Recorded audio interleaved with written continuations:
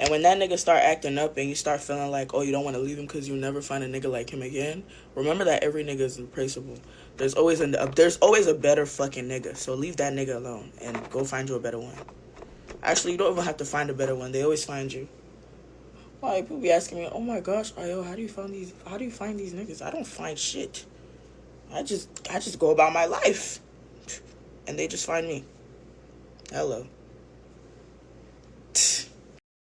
So listen, um, I'm not going to disagree with her, right? I'm not going to disagree with her. One, right? There's a quality issue here, right? There's a quality issue here. The That sort of behavior, that sort of attitude, yeah, you can. Especially when I see stuff on here, when people, women or men and women dropping the N word, describing black men. Already, I put you in a category. I put you in a tier, right? Can you always find dudes coming to you? Yeah, yeah, you absolutely can. Now, is there a quality difference? Yes. Yes.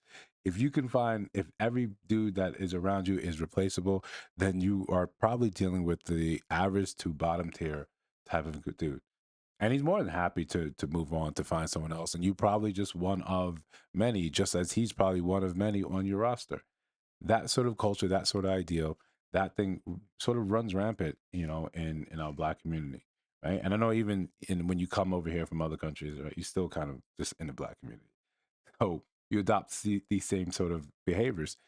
If you're referring to black men as niggas, then yes, yes, there's no shortage of that. There's no shortage of that cheap attention.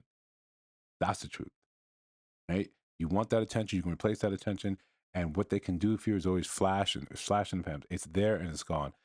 Long term was always the goal, right? I thought that was the understanding, that it was what you can obtain, what you can hold long term, something of actual value long term. But these easily replaceable, we have to really understand that not all attention, not all male attention is created equal. My attention is not the same thing as a man that has all the free time in the week, in the month, in the year to talk to you, but he can shower you more of it. That's the truth of when you separate yourself in the dating game, in the dating pool, and as men. But before we continue, like, comment, subscribe, hit that notification bell, or check that notification bell just in case, because YouTube does what YouTube does. This topic is just something that has kind of just run around in my brain for quite a while, and I probably say for months, where we get so confused on the topic of attention because we use that as currency to translate right to value. Attention is a currency that somehow equates to value, right? And it's very easy to get male attention, regardless of the level, right? Regardless of the value, the level of the man. His attention, especially when it's just something physical, when he looks at you, when he sees your physical assets, that gets attention, right? But the guy that's sliding to your DM, the guy that's liking all your photos, right? That's checking all your stories. That's when the tension starts kind of separating. Most men that are of that caliber that women say they're looking for don't have the time to put all that attention into whatever you're doing to shower with that type of attention. Maybe, yeah, you guys can still communicate daily, but yeah, he's probably gonna miss that story update you did because his day to day is filled with other things. But when you focus so much just on this dude, right? I don't want to use the N word because too many times my mom might have an issue with it. But when you focus on the quality of the quality, the low quality attention that you get, and that is the thing that's absolutely replaceable. I know men may not like hearing that, but when men start separating themselves in society from regular degular dudes, from regular I'm on the block, I'm doing this, I have the free time type of dudes, that's when we start seeing there's a qualitative difference. The danger is when women don't realize this till later, right? You thought that attention was always going to be there, and for the most part, it is until you start aging out of that.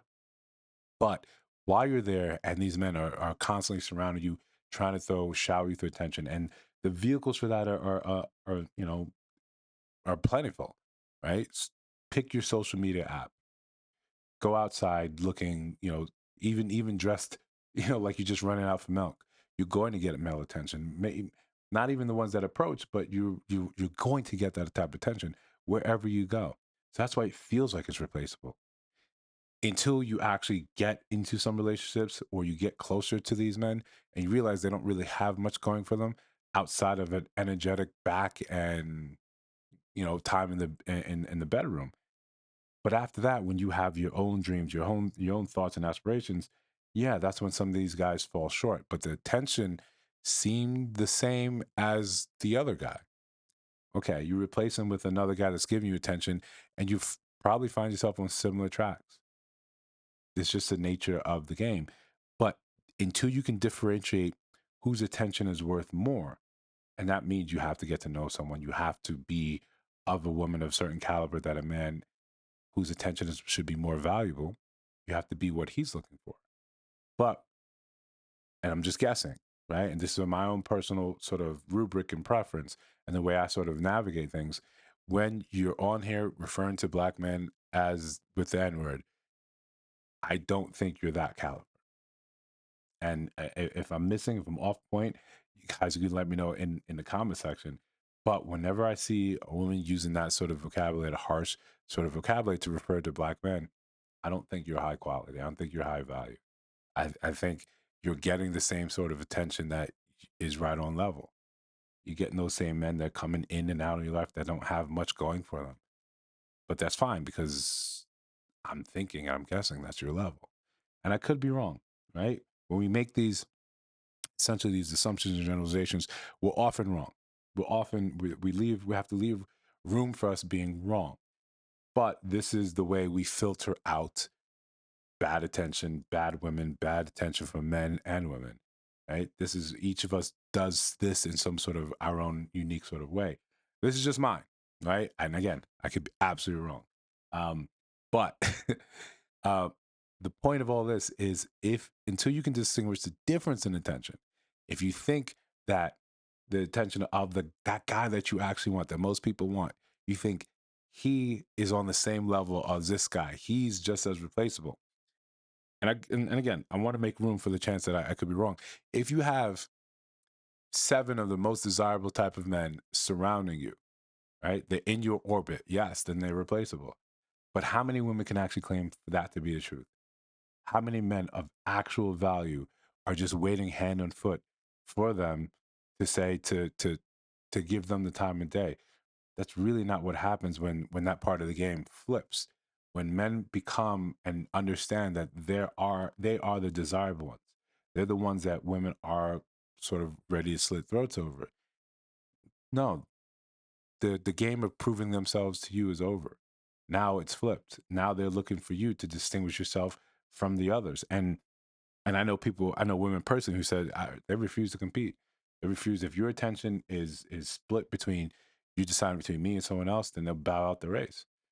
That's fine, right? There's no heat, there's no judgment either way. If you don't want to compete for what you want, cool. Bowing out is absolutely fine. Same thing when men say that. If it's between me and someone else, I'll bow out. Cool, right?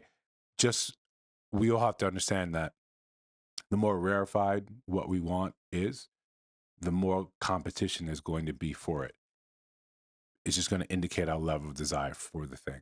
But if you have a surplus of men around you that are good, high value, that all these other women want, but for whatever reason, it's you and you're still getting around calling these guys niggers, fine. And then you've won. You've broken the cord and you should be the one selling courses. If you guys think I'm missing something, let me know down in the comments below. If you see videos on your screen right now, and I really hope you do, I'm trying to load these videos in proper places.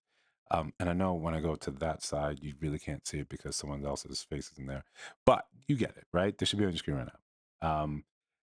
Let me know what you think about those as well. And of course, if you listen to me right now, especially after my rant and my ramblings, you haven't subscribed, what are you doing?